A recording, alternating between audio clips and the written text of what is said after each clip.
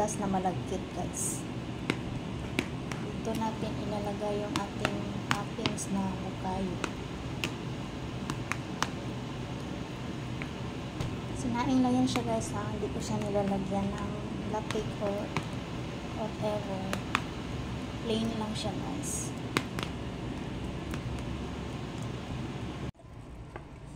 So, ito na yung ating bukayo, guys. Ayan.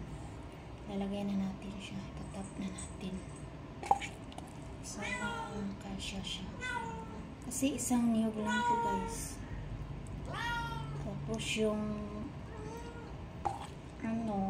yung bigas kung sinaing 4 na takal.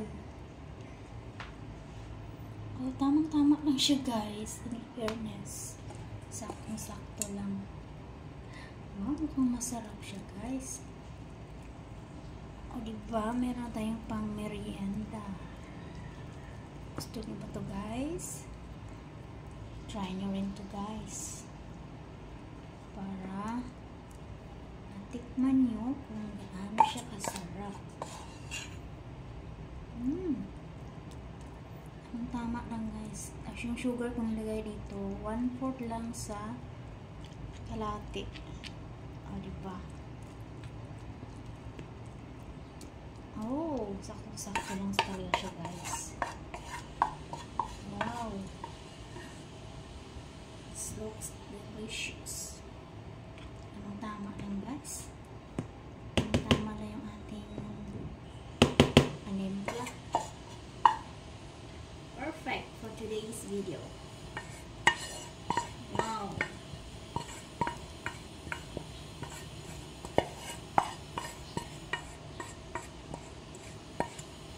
Tapos yung kanin pala, guys, no, yung malagkit na bigas. Binabad ko muna siya within 15 minutes bago ko siya sinalang sa apoy. So, ayan lamang po, guys, for today's video. Biko na may bukayo. Thank you for watching, guys. God bless everyone.